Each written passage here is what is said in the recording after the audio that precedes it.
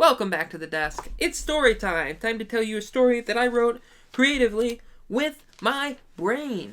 That's how things work creatively usually. This week, we teased it last time. A cow could do it! Exclamation point. Oh, I should have told you to maybe write a story based on that title. Dang it. If you want to, pause the video now. Go back. Write that story. You can send it here. Storytime. 10qstorytime@gmail.com. Send me a story. I'll read it. I'll love it. Always. But that's the title. This is the prompt. I went back to the app that gives me like the time release prompt that I was talking about in the first episode. It's an app on my phone. I don't know what it's called, but it gives me prompt slowly over time. 5 steps to the prompt, and here they are. Begin with this sentence. Her dream was... ... Step 2. Add a character who steals a book. Step 3. Add a character who is long since lost. Step 4. Add a character who appears in the news. Step 5. End the story with in a tower. Alright. So, here we go.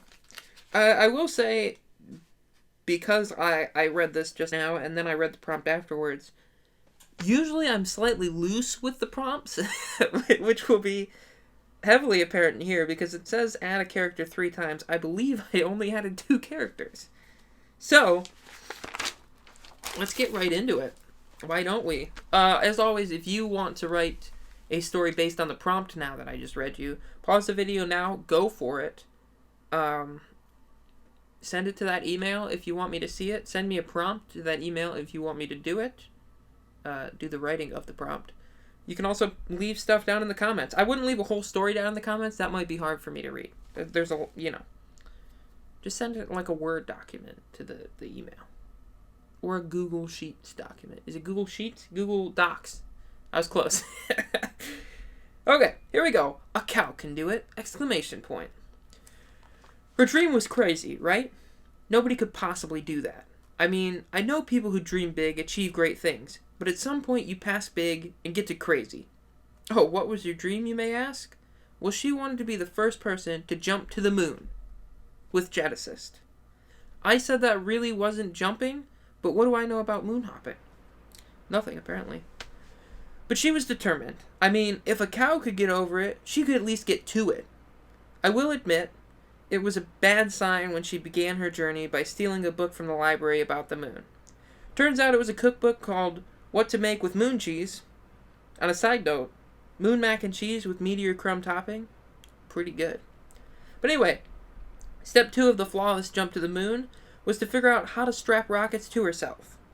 This was actually done in a semi-scientific way, starting with a scaled-down test, which was a little less scientific when I found out it was just duct taping a bottle rocket to a Barbie.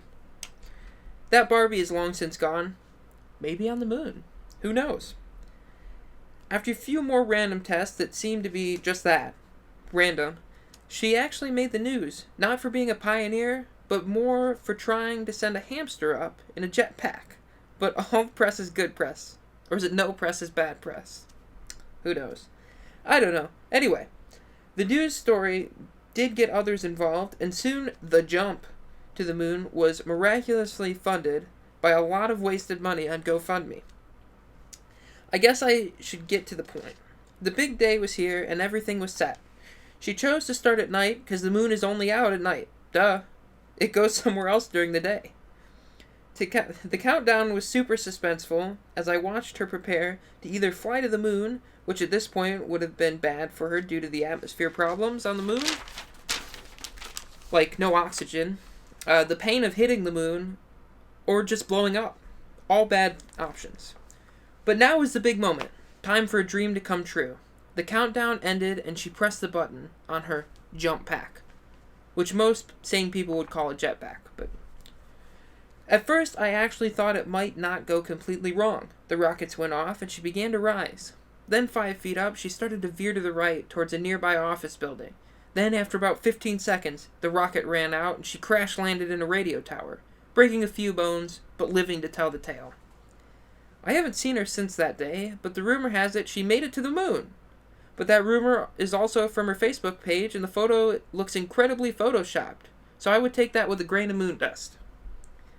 So kids, the moral of the story is next time someone tells you, shoot for the moon, if you miss you'll land amongst the stars, no, the stars are actually a radio tower, and landing amongst them entails a couple broken bones and a bit of humiliation. But really the moral is, cows can do it, and we can't. So who really runs this world? Food for thought. Speaking of food, you really should try the moon cheese fondue that comes with Saturn onion rings. It may even bring out the moon person in you. What a story. I have a weird brain, don't I? I feel like that story slowly became just me attempting to come up with moon cheese recipes. But it is a good cautionary tale for those who are attempting to jet-assist jump to the moon. It's a lot harder than you think. So that's the story for this week. Thanks for watching. The next one will actually be not this upcoming Friday, not the next Friday, but the Friday after that, I think. Or am I I'm starting with Storytime. So it's not this Friday, it's the next Friday. Not next Wednesday, but 2 days after next Wednesday. There you go. I got it down. 2 days after next Wednesday. A week from now, add 2 days. Is when the next one will come out. I'm not sure what the story's going to be. It's going to be a surprise to me. Surprise to you, surprise to me. So come back next week. If you have a prompt, if you have a story that you'd like me to read, send it here. I'll read it. I'll look at it. If it's a prompt, I'll write something about it. If you have like a handle, a name that you'd like me to read if I do your prompt, throw it in there how you'd like me to address you. And we're moving into December now. So if it's a Christmas themed prompt, I won't be upset. If it's a Hanukkah themed prompt, I won't be upset. If it's a Kwanzaa themed prompt, I won't be upset. If it's a New Year's themed prompt, you're a touch early, but I still won't be upset. Any way you slice it, I probably won't be upset. Probably. Who knows? Maybe I'll get upset in the writing. I'll bring out a new emotion. So thanks for watching. That was a little bit of babbling at the end. That was actually, believe it or not, I think I made it through that reading in one take. Stark difference from last episode when it took me like 10 takes to just read through the story. So thanks for watching. We'll see you next week, but 2 days after a week from now. See you then.